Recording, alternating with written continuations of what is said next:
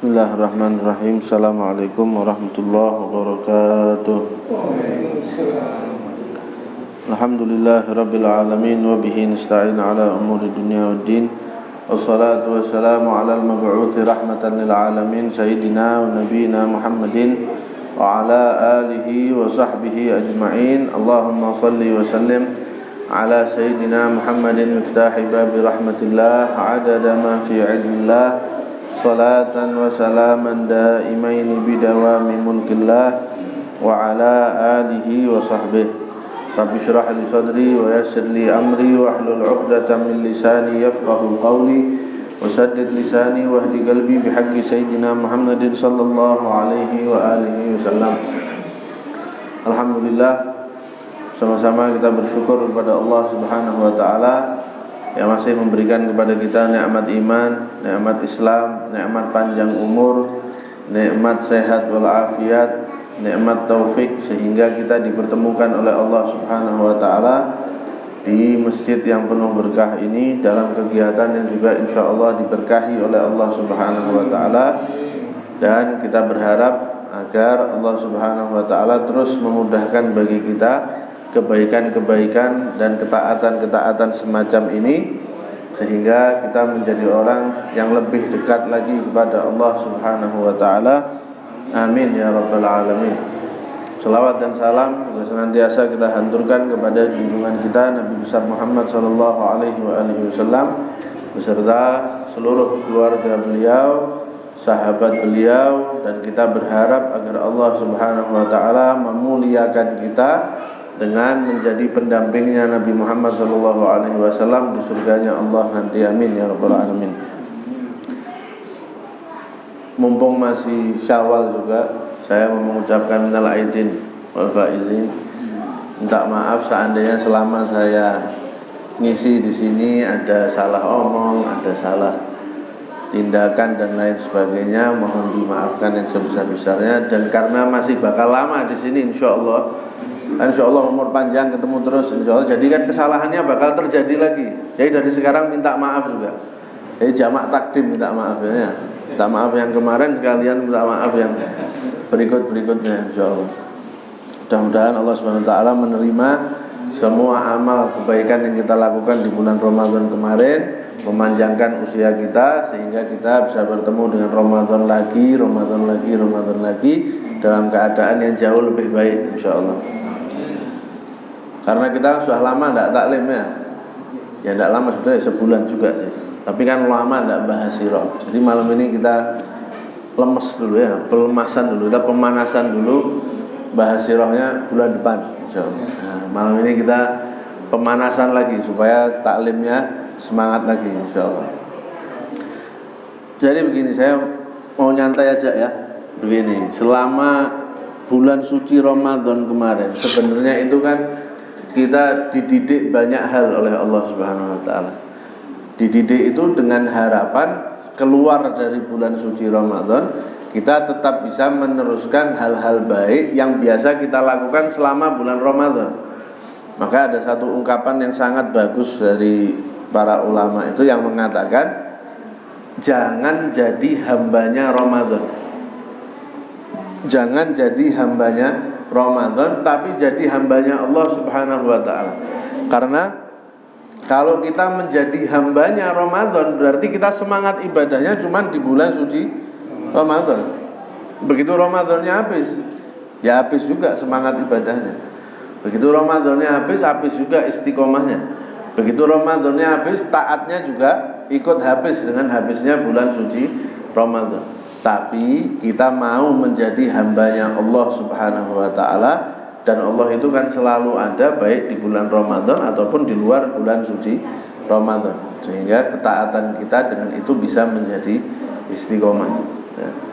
Rasulullah SAW juga pernah bersabda, seandainya umatku tahu keutamaan, kemuliaan yang ada di bulan suci Ramadan, mereka pasti akan berharap sepanjang tahun semua isinya bulan suci Ramadan.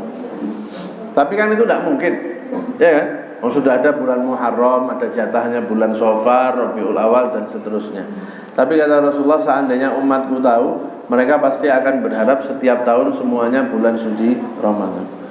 Kalau kita mengharapkan setiap tahun bulan suci Ramadan itu sesuatu yang tidak mungkin. Tapi kita bisa menjadikan diri kita seakan-akan selalu berada di bulan suci Ramadan dengan cara menjaga ketaatan yang biasa kita lakukan di bulan suci Ramadan. Paling tidak ada beberapa pelajaran yang bisa kita ambil dari bulan suci Ramadan. Misalnya bulan suci Ramadan itu menjadikan kita gak punya alasan apapun ketika kita nanti ditanya sama Allah Subhanahu wa ta'ala. Misalnya Allah tanya sama kita, kamu kenapa sepanjang hidup kok gak pernah sholat rawatib, kok gak pernah sholat ba'diyah zuhur, gak pernah sholat qobliyah zuhur, gak pernah sholat ba'diyah maghrib. Kalau Allah tanya gitu, kita mau jawab apa? Gak ada waktu ya Allah, misalnya gitu ya, gak ada waktu. Nanti Allah bisa mematahkan jawaban kita, bohong kamu. Buktinya 30 hari bulan Ramadan sholat raweh enggak? Sholat raweh mau 11 rakaat ataupun 23 rakaat. Tapi toh nyatanya kan punya waktu kita buat sholat raweh. Padahal itu paling minim kita 11 rakaat melakukan. Dan itu dilakukan di satu waktu. Jadi kita meluangkan sekian jam, 1 jam mungkin atau 45 menit untuk melakukan sholat sunnah tarawih. Belum kalau pakai kultum segala. Dan nyatanya kita punya waktu untuk itu. Masa sholat rawatib udah sholatnya cuma 10 rakaat, kalau di total waktunya mencar-mencar lagi. 2 sebelum subuh, 2 sebelum zuhur, 2 setelah zuhur, ketemu lagi nanti ba'diyah maghrib, ketemu lagi nanti ba'diyah isya. Masa gitu nggak bisa? Buktinya kita sholat tarawih punya waktu. Nah, jadi masalahnya itu bukan ada atau tidak ada waktunya. Kita kalau di bulan Ramadan sehari semalam berapa jam? 24 jam kan? Di luar bulan Ramadan kan sama. Artinya kan waktu kita itu sama, jumlahnya itu sama baik di bulan Ramadan atau di luar bulan Ramadan. Jadi masalahnya bukan ada atau enggak ada waktu. Masalahnya itu mau atau tidak mau kita meluangkan waktu untuk beribadah kepada Allah Subhanahu wa ta'ala. Kamu kok jarang baca Quran? Oh ya, saya sibuk ya Allah. Nah, sesibuk-sibuknya kamu, buktinya kalau bulan Ramadan kan baca Quran. Nanti yang targetnya sebulan hatam 1 kali, sebulan hatam 2 kali, sebulan tidak hatam-hatam ya juga ada. Tapi kan kita baca Quran di bulan Ramadan itu. Nanti kalau ditanya sama Allah, kenapa kamu kok tidak pernah baca Quran di luar bulan Ramadan? Terus kita mau jawab apa? Apapun jawaban kita akan dipatahkan sama Allah. Bohong lah, buktinya kamu bulan Ramadan bisa baca Quran, hatam lagi. Apa bedanya dengan di luar bulan yang lain? Berarti kan juga punya waktu. Kemudian bulan Ramadan itu mengajarkan kita untuk punya kesadaran bahwa kita senantiasa diawasi oleh Allah Subhanahu wa ta'ala. Itu kalau bahasa agamanya namanya muraqabah. Muraqabah itu kesadaran bahwa kita senantiasa diawasi oleh Allah Subhanahu wa ta'ala. Kok bisa Ramadan mengajarkan itu? Gini, Ramadan itu kan ibadah pribadi, ya, ibadah rahasia antara kita dengan Allah Subhanahu wa ta'ala. Sekarang kalau kita sholat misalnya, orang tahu enggak kita sholat? Tahu, ada rukuknya, ada sujudnya, ada tasyahudnya. Orang bisa memutuskan, oh orang ini lagi sholat. Tapi kalau puasa, enggak bisa. Ini orang puasa apa enggak ya? Kelihatannya puasa, tapi bisa jadi enggak, nanti sampai rumahnya tahu-tahu makan, enggak ada yang tahu. Ini kelihatannya enggak puasa, tapi ternyata dia puasa. Enggak bisa tahu kita. Kita enggak bisa memutuskan orang ini puasa atau tidak puasa. Mulutnya baunya enggak enak, Ustaz. Ya itu banyak faktor. Mulutnya baunya enggak pernah sikat gigi misalnya umpamanya, kan bisa. Jadi kita enggak bisa betul-betul memastikan orang ini puasa atau tidak puasa. Kenapa? Karena puasa itu ibadah pribadi antara kita dengan Allah Subhanahu wa ta'ala. Siapa yang berhasil melaksanakan puasa, berarti dia akan berhasil menumbuhkan kesadaran bahwa Allah Subhanahu wa ta'ala senantiasa mengawasi dia. Karena dia tidak akan punya motivasi lain ketika puasa itu selain karena dia tahu Allah Subhanahu wa taala yang Maha mengetahui dia berpuasa atau tidak. Dan itu satu sikap yang penting dan harus dimiliki oleh semua orang yang beriman kepada Allah Subhanahu wa taala. Harus punya yang namanya sikap muraqabah tadi itu. Kenapa? Karena dengan adanya sikap muraqabah diharapkan kita akan lebih mudah berbuat ketaatan, juga lebih mudah melawan rasa malas, juga lebih mudah menjauhi kemaksiatan kepada Allah Subhanahu wa taala. Kita ini kadang kalau bahasa saya ya, kita ini kadang standar ganda. Kita ini kadang pakai standar ganda. Kalau punya hajat, kalau punya keinginan, kalau keadaan udah mendesak, doanya khusyuknya bukan main. Imannya itu mentok 100%, kalau perlu luber sekalian imannya. Yakin betul kalau Allah Subhanahu wa taala Maha melihat bagaimana dia berdoa dengan khusyuk. Yakin 100% bagaimana Allah Subhanahu wa taala itu Maha mendengar semua rintihannya dia, Maha mendengar semua permohonannya dia. Yakin 100% bahwa Allah Subhanahu wa taala mengetahui isi hatinya dia yang benar-benar kepepet udahan punya hajat. Yakinnya luar biasa. Tapi kalau punya hajat, kalau kepepet, kalau punya keinginan yang mendesak, yang darurat, tapi begitu melakukan kemaksiatan, kemana imannya?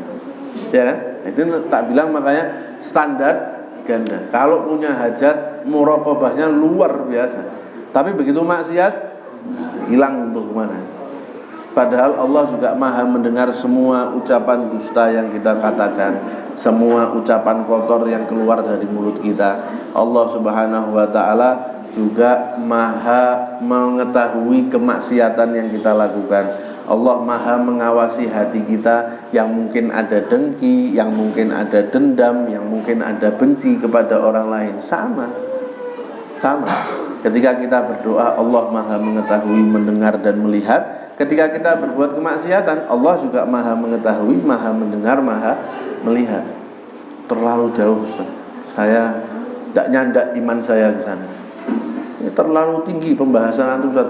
Merasa diawasi oleh Allah. Ya udah, kita turunkan sedikit levelnya.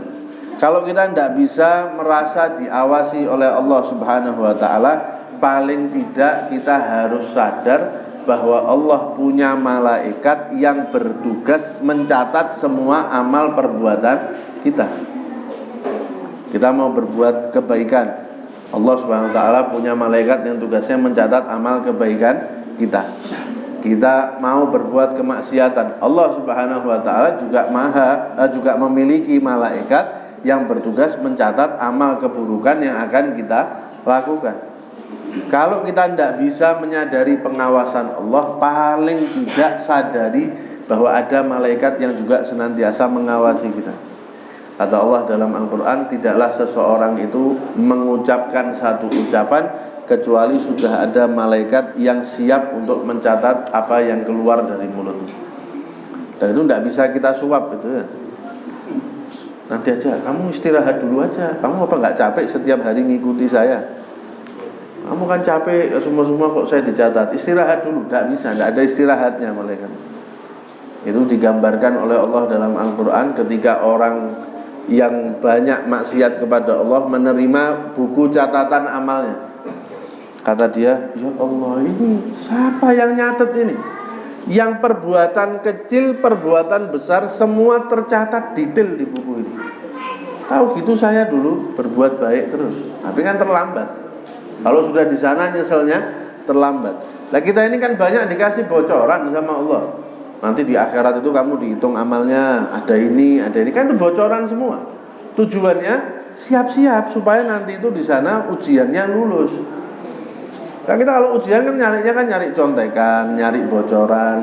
Ini dikasih bocoran banyak supaya nanti ujiannya itu kita lulus.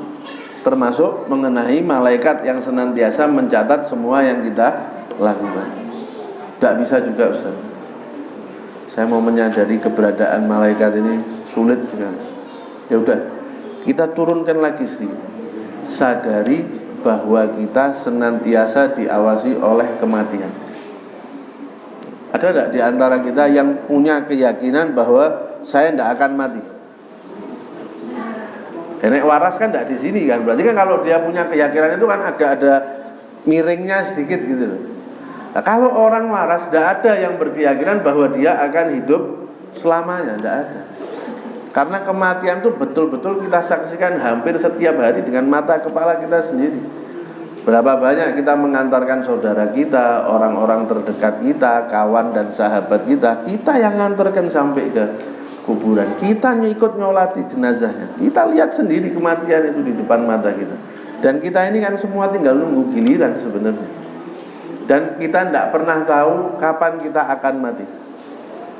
Tidak pernah tahu kapan kita mati, tidak pernah tahu di mana kita akan mati, tidak pernah tahu dalam keadaan apa kita akan meninggal dunia. Itu ada cerita Nabi Sulaiman lagi kedatangan tamu, ngobrol gitu, tahu-tahu ada satu sosok di jendela yang ngelihati tamunya Nabi Sulaiman terus. Dilihati heran. Katanya tamunya Nabi Sulaiman, wahai Nabi Sulaiman, saya nggak nyaman dilihati sama orang ini. Tolong kirim saya ke India deh. Kamu kan bisa mengendalikan angin. Tolong perintahkan angin untuk ngangkut saya ke India. Tidak ada pesawat ya sama itu. Pesawatnya Nabi Sulaiman ini angin nih. Tolong saya angkut aja ke India. Saya kok takut lihat orang ini, kok saya dilihati sampai kayak gitu. Saya panggil angin, diantar orang ini sampai ke India. Selesai orang ini pergi, Nabi Sulaiman ngomong sama yang di jendela tadi, kamu kan Israel kan? Ngapain kamu kok ngeliati tamu saya sampai kasihan dia nggak nyaman, takut kamu lihat. Saya ini heran katanya. Saya ini dikasih tugas sama Allah untuk nyabut nyawanya dia di India. Lah kok ini sekarang kok masih di istana kamu? Kata Nabi Sulaiman, oh ya saya ngantarkan dia ketemu ajalnya berarti.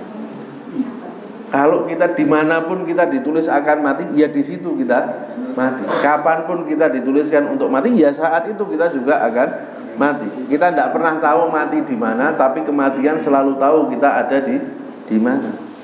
Dan dia pasti akan menemukan kita kematian itu. Tidak mungkin meleset. Mau nyabut tetangga kita, salah nyabut kita, tidak ada. Sudah waktunya dicabut, berangkat. Dan kita tidak pernah tahu dalam keadaan apa kita akan mati. Tapi Rasulullah SAW pernah bersabda, orang itu akan meninggal dunia sesuai dengan kebiasaannya ketika dia hidup. Kalau mau mati husnul khotimah, salah satu tipsnya isi waktu kita dengan hal-hal yang mendekatkan kita kepada Allah Subhanahu wa taala. Kenapa? Karena kata Rasulullah tadi, orang akan meninggal dunia sesuai dengan kebiasaannya ketika dia hidup. Itu mayoritas itu seperti itu, mayoritas. Dan itu banyak disaksikan. Yang dari yang zaman dulu misalnya, Sayyidina Utsman bin Affan. Sayyidina Utsman bin Affan itu kesenangannya itu, kegemarannya itu baca Quran. Ketika meninggal dunia, ya ketika lagi baca Quran. Saya punya guru, meninggal belum lama. Kebiasaannya baca kitab Ihya Ulumuddin, karangannya Imam Ghazali. Itu di hari dia mau meninggal, dia duduk di tempatnya dia biasanya ngambil kitab Ihya, dibuka, meninggal. Meninggalnya ketika lagi baca kitab Ihya, seperti kebiasaannya dia ketika dia hidup di dunia. Berapa banyak misalnya seperti Syekh Ramadan Al-Buti, Muhammad Said Ramadan Al-Buti, yang kita pelajari kitabnya di sini, kitab sirahnya itu. Beliau meninggal ya ketika sedang mengajar. Kenapa? Ya hari-harinya itu isinya mengajar terus. Si meninggalnya dicabut nyawanya oleh Allah SWT ketika beliau juga sedang mengajar. Nah, itu kan kematian-kematian baik yang kita harapkan. Yang kematian sebaliknya ada enggak? Banyak. Orang kalau kebiasaannya bermaksiat, ya 95% dia akan meninggal ketika mengerjakan kemaksiatan kepada Allah Subhanahu wa taala, wa la'iyadzubillah min dzalik. Makanya tipsnya dari Rasulullah, isi waktu-waktu kita itu dengan ketaatan kepada Allah. Karena ketika kita melakukan sesuatu, ada potensi kita meninggal ketika itu. Betul kan?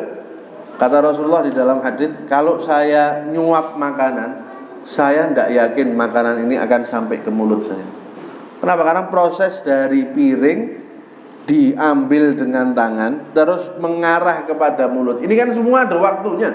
Nah, di setiap detiknya itu ada kemungkinan kita bisa meninggal dunia.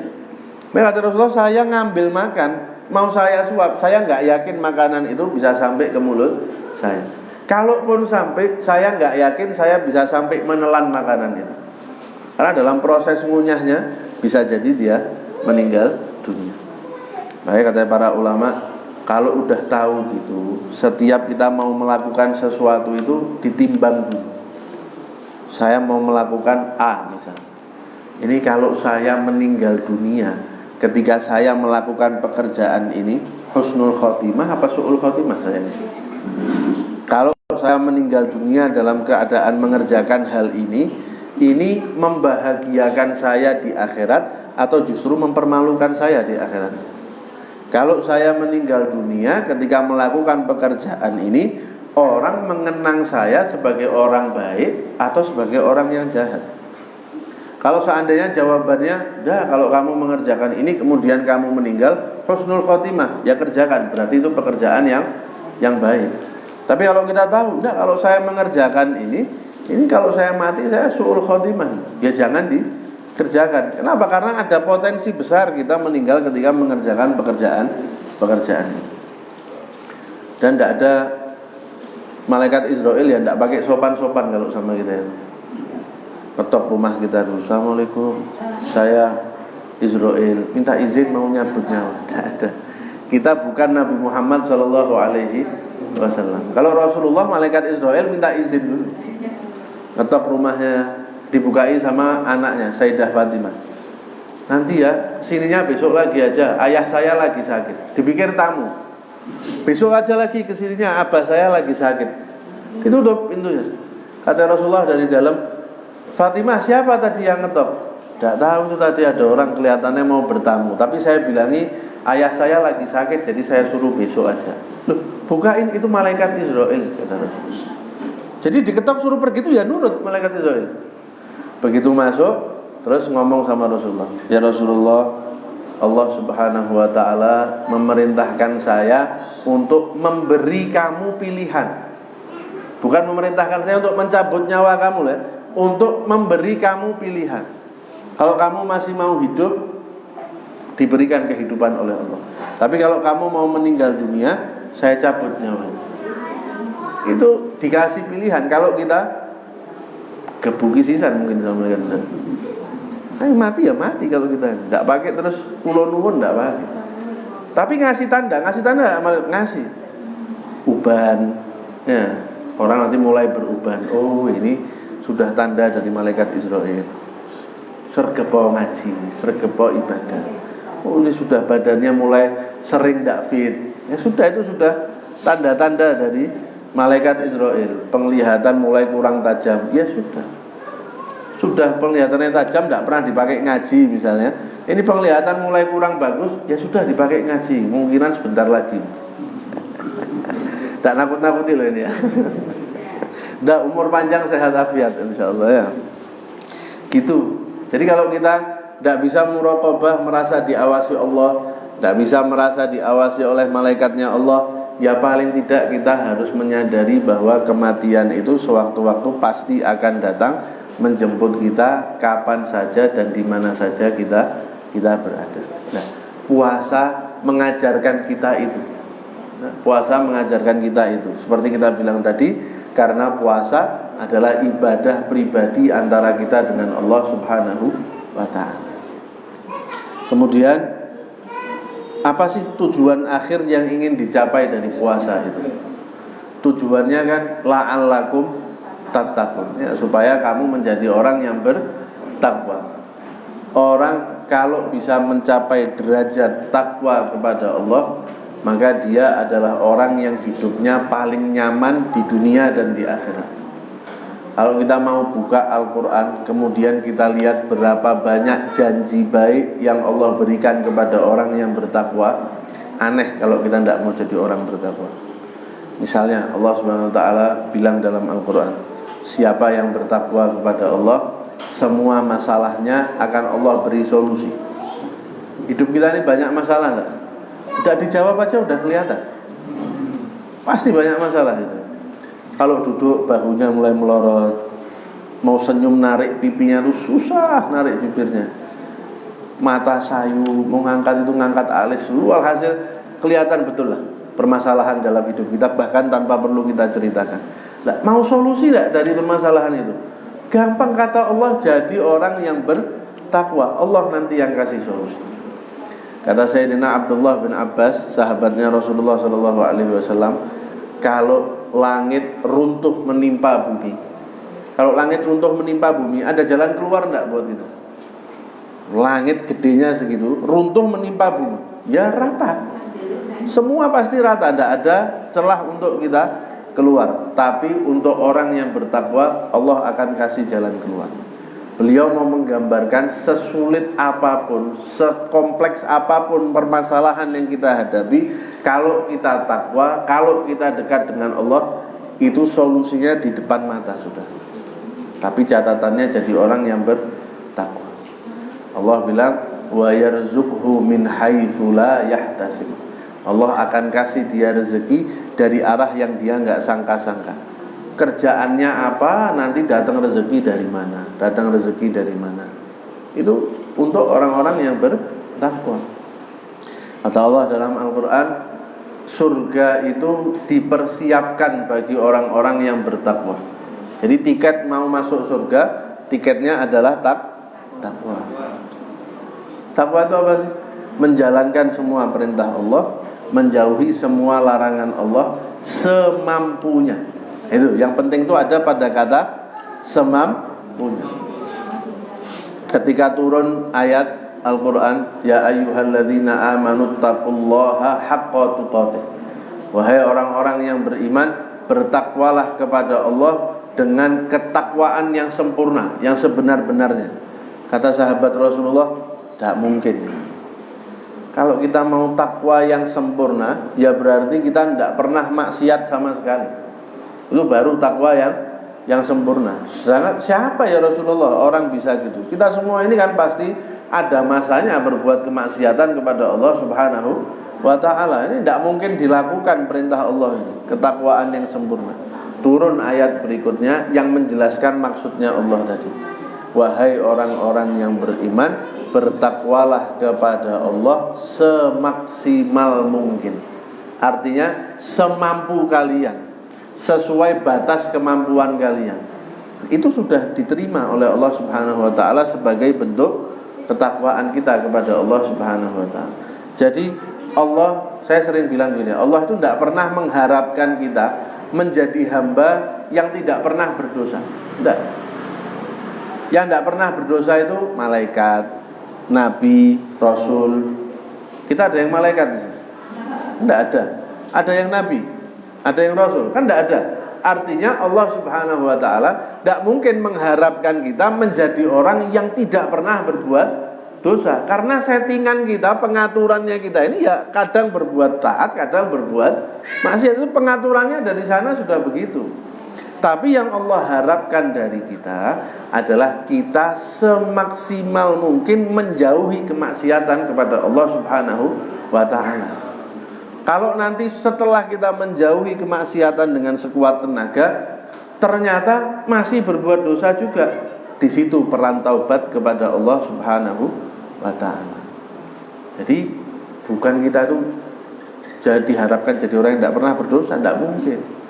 Kita diharapkan menjadi orang yang menjauhi kemaksiatan sejauh-jauhnya.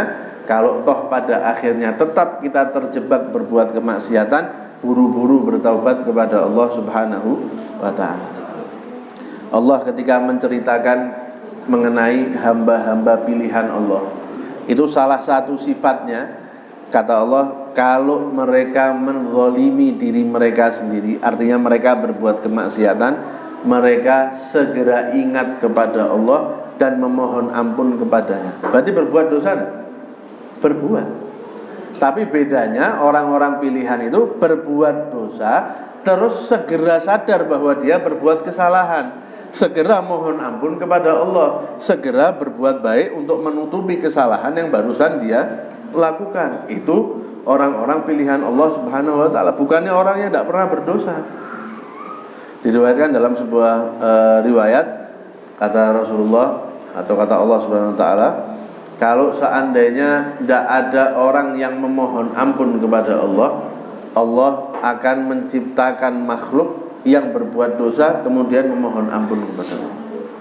Jadi memohon ampun kepada Allah itu itu barang mewah, itu kita bisa memohon ampun kepada Allah Subhanahu wa taala, dan Allah pasti akan mengampuni kita selama kita benar.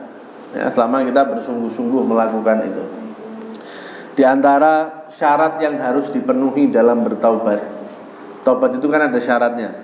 Kalau kita dosanya antara kita dengan Allah, kita harus menyesal, kemudian kita meninggalkan perbuatan maksiat yang kita lakukan itu, kemudian kita bertekad untuk tidak melakukan hal itu lagi. Kalau dosanya antara kita dengan manusia, ditambahi satu syarat lagi, yaitu minta maaf, minta halal dari orang yang tadi kita zalimi itu. Nah, di antara syarat-syarat itu kan ada bertekad untuk tidak mengulangi kemaksiatan yang sama. Yang diharapkan dari kita itu kita punya tekad, kita punya niat, kita punya usaha untuk tidak melakukan kemaksiatan yang sama. Kalau toh nanti tetap terjadi, di situ peran taubat kepada Allah Subhanahu wa taala. Jadi kadang ada orang-orang yang, kalau bahasa saya itu, overdosis rojak kepada Allah. Rojak itu harapan. Ya, orang-orang yang terlalu tinggi harapannya kepada Allah sampai sudah melampaui batas, itu pada akhirnya akan menggampangkan dosa. Tidak apa-apa, tidak sholat sekali. Allah itu maha pengampun, maha penyayang, tidak apa-apa. Bulan Ramadan 2 hari tidak puasa, ini 28 harinya saya puasa, 2 hari aja saya tidak puasa, tidak apa-apa. Allah itu maha pengampun, maha penyayang.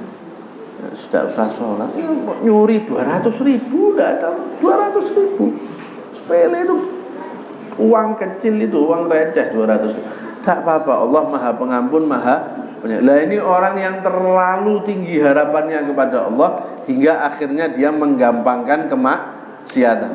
Benar, Allah itu maha pengampun, maha penyayang, betul. Tapi jangan lupa depannya, kita diperintahkan untuk menjauhi kemaksiatan. Kalau kita tetap jatuh pada kemaksiatan, Allah maha pengampun, maha penyayang. Tapi kita tetap diperintahkan untuk sejauh mungkin menghindari kemaksiatan kepada Allah Subhanahu wa ta'ala. Setelah itu baru kita jadi minal aidin wal faizin. Kita kalau lebaran kan gitu kan, minal aidin wal faizin. Apa sih artinya minal aidin wal faizin? Aidin itu artinya orang-orang yang kembali. Kembali kemana? Kalau saya ngomong, saya kembali dulu ya, pertanyaannya, kembali kemana Ustaz? Kembali ke rumah, kembali ke masjid, kembali ngajar, kembali kan harus ada tempatnya yang dituju kan, harus ada tujuannya. Lah minal aidin, semoga kita menjadi orang-orang yang kembali. Kembali kemana? Kembali kepada fitrah kita, kembali kepada tujuan awal Allah Subhanahu wa ta'ala menciptakan kita. Apa tujuan Allah menciptakan kita? Tidaklah aku menciptakan jin dan manusia kecuali untuk beribadah. Jadi tujuan awal kita ya beribadah. Kalau kita berhasil melakukan itu di bulan Ramadan, berarti kita kembali kepada fitrah kita, yaitu orang yang tujuan hidupnya adalah beribadah kepada Allah Subhanahu wa ta'ala. Mata dikembalikan kepada fitrahnya. Apa sih fitrahnya mata itu? Bukan untuk melihat, bukan. Kalau ditanya apa fungsinya mata? Untuk melihat, salah. Melihat yang haram juga melihat dong. Fungsinya mata melihat apa yang diridhoi oleh Allah Subhanahu wa ta'ala. Kalau kita minal aidin, kembalikan lagi mata kita kepada fungsinya, yaitu melihat apa-apa yang diridhoi oleh Allah Subhanahu wa ta'ala. Fungsinya lisan, bicara, salah. Fungsinya lisan mengatakan sesuatu yang diridhoi oleh Allah Subhanahu wa ta'ala. Kalau kita bisa mengembalikan lisan kita kepada fitrahnya, yaitu mengucapkan apa-apa yang mendatangkan ridha Allah, minal aidin kita.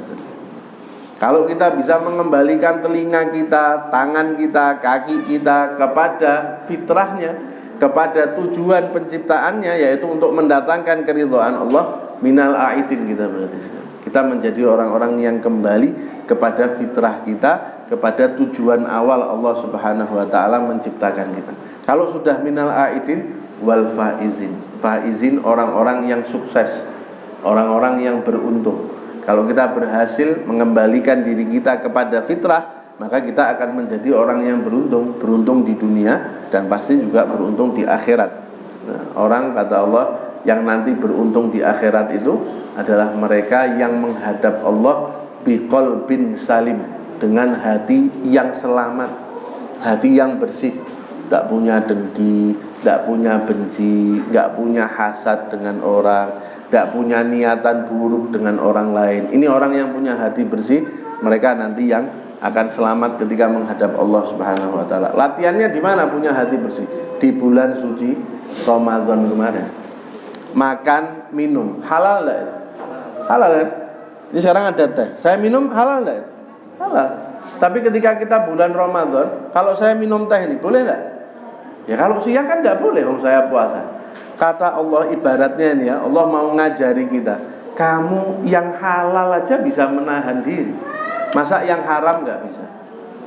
Ya, ini teh halal. Saya tapi berhasil selama belasan jam menahan diri untuk enggak makan, untuk enggak minum sesuatu yang dihalalkan bagi saya. Bisa enggak? Bisa. Masa menahan diri dari hal-hal yang diharamkan enggak bisa? Oh, jelas-jelas itu haram, jelas-jelas itu dosa. Harusnya kan lebih bisa lagi. Nah, kalau kita bisa melalui Ramadan kemarin itu dengan sebaik-baiknya, seharusnya sekarang kita sudah punya hati yang selamat tadi itu, yang nanti akan mengantarkan kita kepada kebahagiaan ketika kita berjumpa dengan Allah Subhanahu wa ta'ala. Makanya pesannya tadi, jangan menjadi hambanya Ramadan, tapi menjadi hambanya Allah Subhanahu wa ta'ala. Karena Allah Subhanahu wa ta'ala kekal, abadi, ada di bulan Ramadan maupun di luar bulan suci Ramadan. Kebiasaan baik yang kita latih selama di bulan Ramadan kemarin, teruskan, bahkan kalau bisa tingkatkan lagi di luar bulan suci Ramadan. Karena tanda diterimanya puasa kita oleh Allah Subhanahu wa ta'ala kemarin adalah justru setelah kita selesai dari bulan Ramadan, kita kembali mundur atau justru semakin maju ibadah kita. Kalau kualitas ibadah kita justru menurun setelah Ramadannya pergi, tanda-tanda kurang bagus. Tanda kurang bagus. Tapi kalau setelah Ramadan pergi, ibadah kita tetap baik, bahkan kalau perlu bertambah kualitasnya, insya Allah itu tanda ibadah kita diterima oleh Allah Subhanahu wa ta'ala. Dan halangan itu pasti kita akan ketemu ya. Kita pasti akan menemukan halangan yang akan menjauhkan kita dari ketaatan kepada Allah. Caranya yang pertama untuk menghadapi itu adalah minta sama Allah Subhanahu wa ta'ala agar diberikan taufik untuk mengalahkan dan melewati semua rintangan tadi. Kita ini kadang usaha, doanya terakhir. Kebalik, doa dulu, usaha, terus tutup dengan doa lagi. Jadi jangan doanya terakhir, doanya itu yang paling utama. Saya kalau ditanya, Ustaz caranya sabar gimana? Cara pertama minta sama Allah SWT. Ustaz caranya saya mau jadi orang yang qanaah, yang merasa cukup, itu gimana? Langkah pertama minta sama Allah Subhanahu wa ta'ala supaya dijadikan orang yang qanaah, supaya dijadikan orang yang merasa cukup dengan apa yang diberikan oleh Allah. Karena kalau kita tidak dapat taufik dari Allah, ya kita tidak akan bisa melakukan itu. Allah ketika memerintahkan Nabi Muhammad SAW untuk bersabar, Allah berfirman dalam Al-Quran, fasbir wa ma sabruka illa billah. Bersabarlah kamu, tapi ketahuilah kamu tidak mungkin bisa bersabar kecuali dengan pertolongan dari Allah Subhanahu wa ta'ala. Sama, apapun yang mau kita lakukan, mau jadi orang yang ikhlas, mau jadi orang yang dermawan, mau jadi orang yang sabar, mau jadi orang yang nerima, mau jadi orang yang ABCD, langkah pertamanya minta sama Allah Subhanahu wa ta'ala. Dan kita akan menemui rintangan-rintangan yang akan menjauhkan kita dari Allah, langkah pertama untuk menghadapinya minta kesuksesan, keselamatan dan taufik dari Allah Subhanahu wa ta'ala. Ramadan setan dikunci, sekarang setan sudah dibuka. Jadi ketika kita lebaran, setan ya ikut lebaran. Iya kan? Selama Ramadan dia dikunci, begitu 1 Syawal buka, lebaran juga.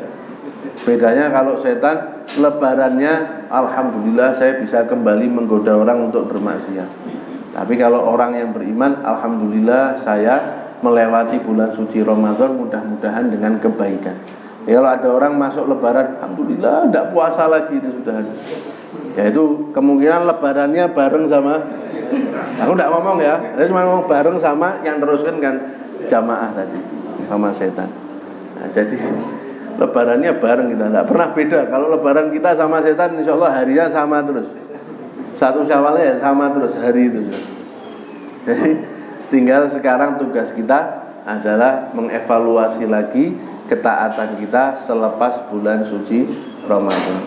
Kita tidak punya alasan untuk malas beribadah, kita tidak punya alasan untuk meninggalkan ketaatan, karena ternyata selama bulan suci Ramadan kita selalu punya waktu untuk melakukan itu. Sekali lagi pertanyaannya adalah mau atau tidak mau kita meluangkan waktu untuk beribadah kepada Allah Subhanahu wa ta'ala. Mudah-mudahan Allah Subhanahu wa ta'ala selalu memberikan kepada kita taufik, memberikan kepada kita kemudahan, dijadikan kita minal aidin wal faizin, orang-orang yang kembali kepada fitrah penciptaan kita. Kita diberikan oleh Allah potensi untuk selalu menjadikan apa yang kita temui menjadi sarana kita mendekat kepada Allah Subhanahu wa ta'ala, sampai kita diwafatkan dalam keadaan husnul khatimah, setelah umur panjang, setelah kesehatan walafiat, kebahagiaan zahir dan batin, diwafatkan dalam husnul khatimah, dalam keadaan sebaik-baiknya, dan kita termasuk orang yang menghadap Allah biqalbin salim, dengan hati yang bersih, dengan hati yang selamat dari segala kotoran dan dosa. Amin ya rabbal alamin. Wassalamualaikum warahmatullahi wabarakatuh.